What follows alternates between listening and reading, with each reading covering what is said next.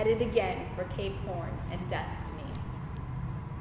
1 week later, the food and water ran out. Without the captain's protection now, Neb was left to fend for himself. The boy had never been so frightened before. Now bolting the galley door, he fortified it by jamming the table and empty barrels against it. Whenever a crewman hauled himself across the swaying rolling decks to bang upon the galley door, Denmark's hackles rose, and he barked and snarled like a wild beast until the crewman went away. Each time the ship lost its way and was driven back into the pounding melee of blue-green waves, Vanderdecken screeched and raved, his sanity completely gone, tearing at his hair and shaking a bloodless fist at the seas and sky, sometimes laughing, other times weeping openly in his delirium. On the first day following that dreadful week, the Flying Dutchman was driven backward for the third time by a howling hurricane of wind, snow, and rain. But straight to the east, the vessel careened this time, sails torn, masts cracked, shipping water that sloshed about in the empty holds from which the last scraps of the cargo had been jettisoned to save the ship. Then, by some perverse freak of nature, the weather suddenly becalmed itself. An olive-hued stillness hung upon the Atlantic. Rain, snow, and wind ceased. Startled by this sudden change, Neb and his dog came out on deck. The crew deserted their accommodation, creeping out fortuitously into the dull afternoon. It was as if heaven and all the elements were conspiring to play some pitiless joke on the Flying Dutchman. Yuck! All hands turned to watch Vanderdecken, for it was he who had roared like a condemned man being dragged to execution. With his sword, he was feverishly hacking at the ropes that bound him from the ship's wheel. Tearing himself loose, oblivious to the onlookers, he jabbed his blade skyward and began hurling abuse at the weather, at the failure, at the Lord. Even though the crew and men hardened to the vilest of oaths, they were riveted speechless by their captain's blasphemy.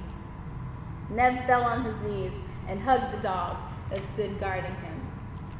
Across, on the eastern horizon, whose dull skies gave way to immense flanks of jet-black thunderclouds, building up out of nowhere.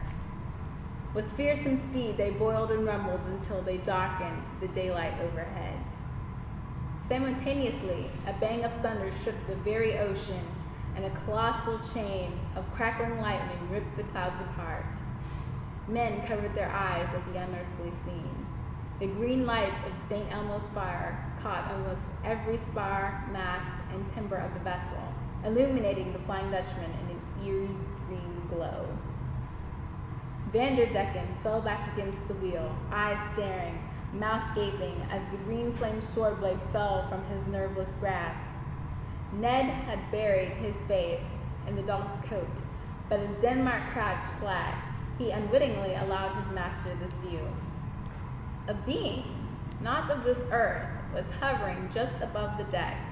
It was neither man nor woman, tall and shining white, bearing a great sword. It turned and pointed the sword at Vanderdecken. Its voice when it spoke was like 1,000 harps strummed by the wind, raging out over the sea, beautiful yet terrifying. Mortal man, you are but a grain of sand in this mighty ocean. Your greed and your cruelty and your arrogance turned your tongue against your Maker.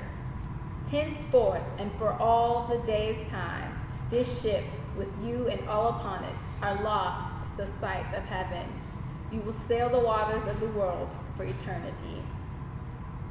Neb saw Scraggs then, and Sin, Patros, Vogel, and the 2 hands that had been swept from the rigging and drowned.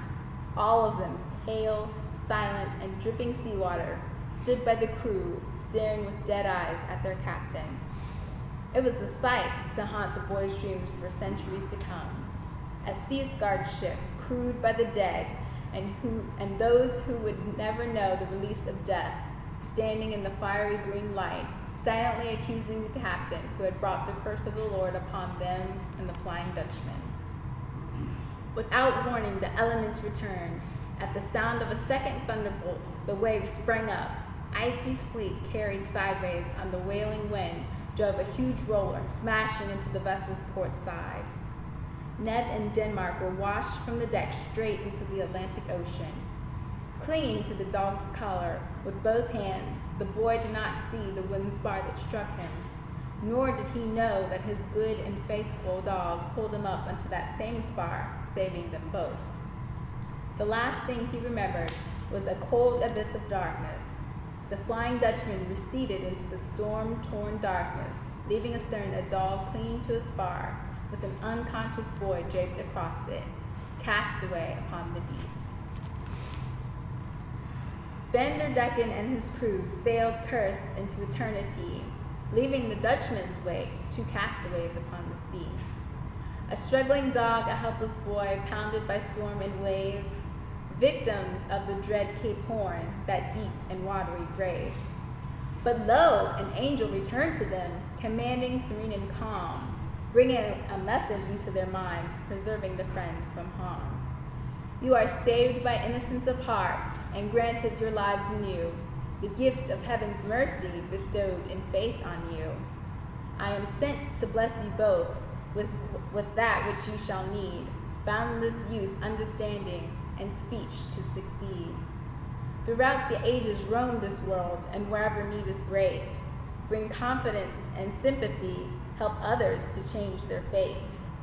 Fear not the tyrant's bitter frown, but aid the poor in their woe.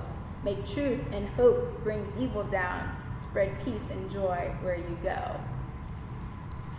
So that's the end of the first section of this book. So it tells you what happened to Neb and his dog and how they kind of ended up in this limbo state of existence. And so you have this angel now that gave them a new task, and their task is to travel throughout the world and spreading peace and joy and helping people that they meet. And that's all that I have for you guys today. So I hope you enjoyed it. That went a little faster than when I practiced last night, so I still have a few minutes left if you want some more coffee or cookies or anything like that. Do you have any questions?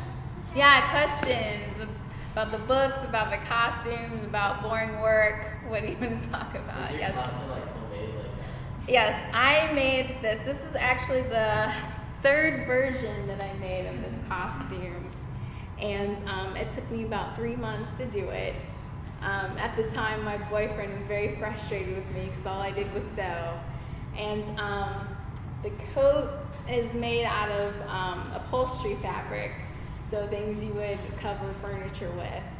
And just various types of fabric and just dyeing it and, running over it on the car to make it look weathered and things like that. It was pretty fun. So you put the car? I let my cat play around with it, I'd tear it. It's pretty fun. That part was fun. Putting it together wasn't fun, but destroying it, it kind of was. It was kind of sad too at the same time, but yeah. And actually, my friends and I, we each have a Pirates of the Caribbean character that we do.